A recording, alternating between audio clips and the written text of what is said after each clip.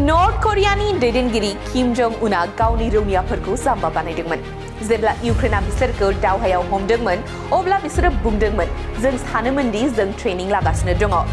सुलुंनि बादिब्ला रासिया आरो इउक्रेननि गेजेराव सोलिबाय थानाय दावहानि गेजेराव इउक्रेना क्रुस्क ओनसोलाव रासियानि थाखाय दावहा नांबाय थानाय समाव हमजानाय नर्थ कोरियानि सानै रौनियाफोरनि मोनसे भिडिअ फोसावदों।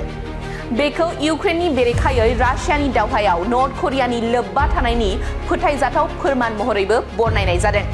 बबेखानि सा कोरियानि रौनियाफोरा फोथायदोंमोन दि गावसोरखौ दावहानि फोरोंथायनि थाखाय रासियायाव दैथायहरनाय जादों।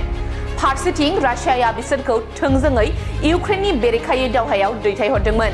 आथिखालाव बेबादि सानै रौनियाफोरा इउक्रेननि आवथायाव दङ आरो इउक्रेननि हादरगिरि व्लादिमिर जेलेन्स्किया बेखौ रासिया इउक्रेननि दावहायाव नर्थ कोरियानि लोब्बा थानायनि गोथां फोरमान महरै दिन्थिदों।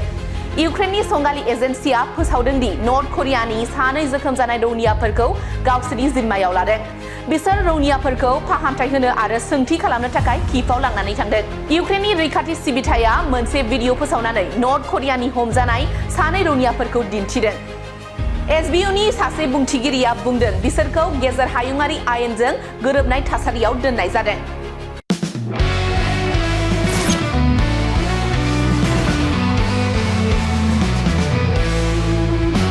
नोंथांनि जिउआव जायखिजाया खामानियावनो हेंथा नुजाथिदों नामा?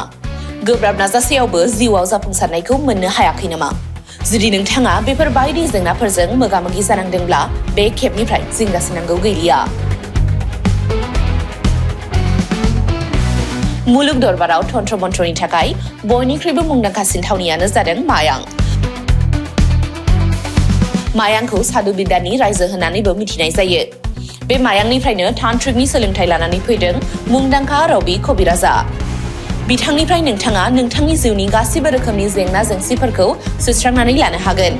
बिसि फिसायनि गेजेराव जेंना, गोसो थोनाया गारनानै थाङोब्ला लाबोफिननाय, जुलिनि जेंना, साख्रि मोननो हायै, हा-हु, धोन सम्पथिनि जेंना बायदि बायदि जेंनानिफ्राय उदां जानो एबा सुस्रांनानै लानो थाखाय नोंथाङा दिनैनो दानो जगाजग खालामनो हागोन रबि कबिराजखौ।